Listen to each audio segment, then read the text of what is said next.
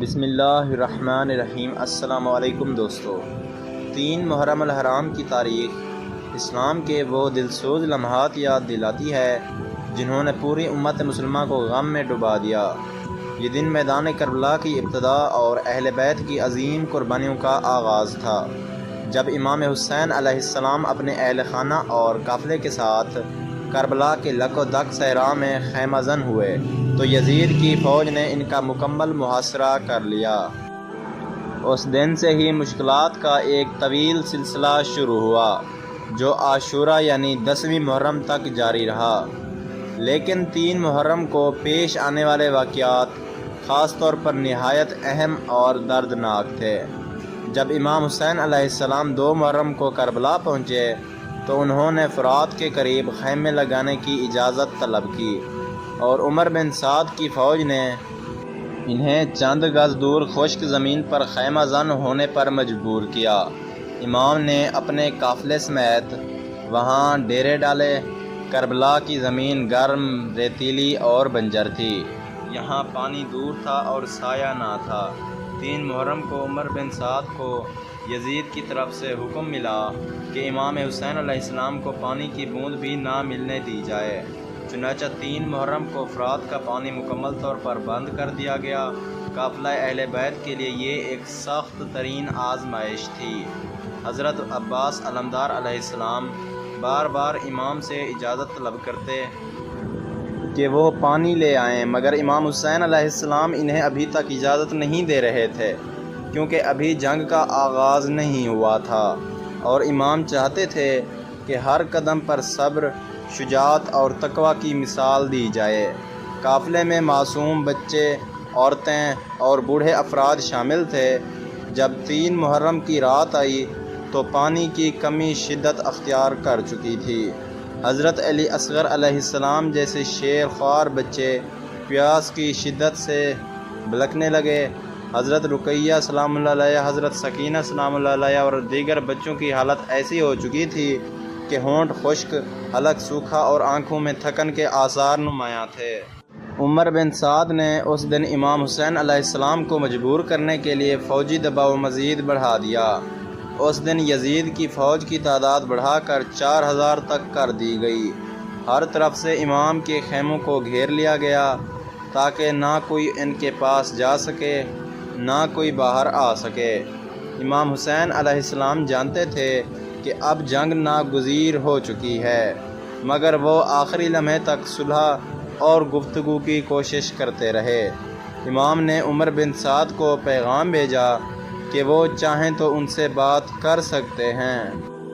امام نے 3 شرائط رکھیں، یا تو انہیں واپس مدینہ جانے دیا جائے یا کسی سرحدی علاقے بھیج دیا جائے تاکہ وہ جہاد کریں، یا پھر یزید سے براہ راست ملاقات کا بندوبست کیا جائے۔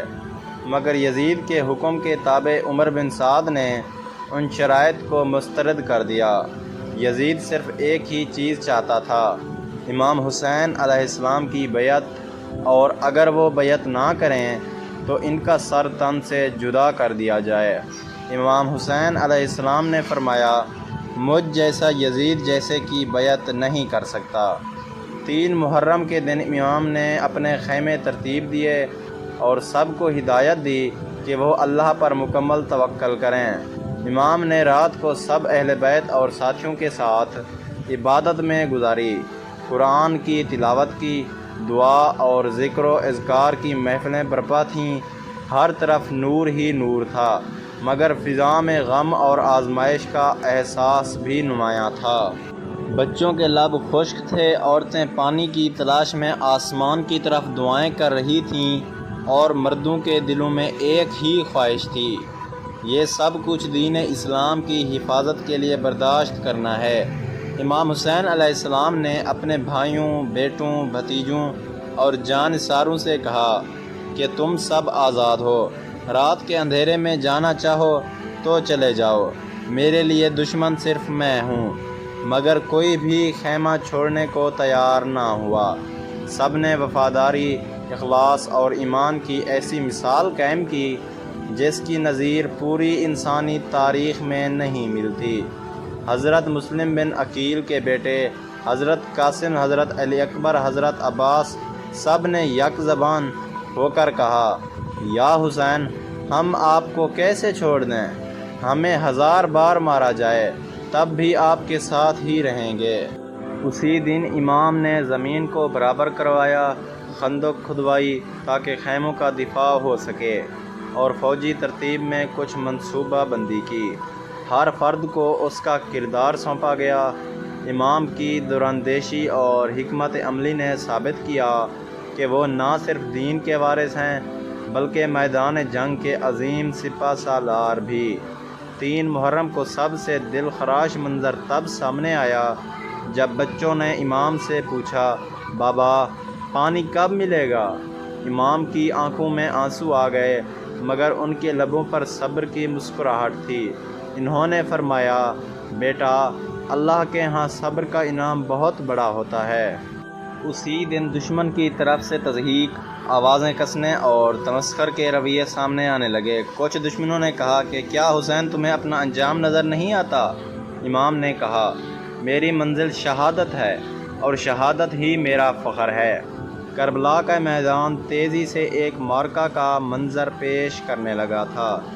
3 محرم وہ دن تھا جب ظاہراً امام حسین علیہ السلام کے خلاف لشکر جمع ہو رہا تھا، لیکن حقیقت میں پوری دنیا دیکھ رہی تھی کہ حق اور باطل کے درمیان فیصلہ ہونے والا ہے۔ ایک طرف طاقت، فوج، مال، ظاہری اقتدار، دوسری طرف مظلومیت، بھوک، پیاس، مگر ایمان، تقوی، صبر اور سچائی کا خزانہ۔ 3 محرم کو کربلا کی زمین پر ایسے آثار نمایاں تھے جو قربانی، وفا، صبر، عزت اور دین کے دفاع کی عظیم مثال بن گئے۔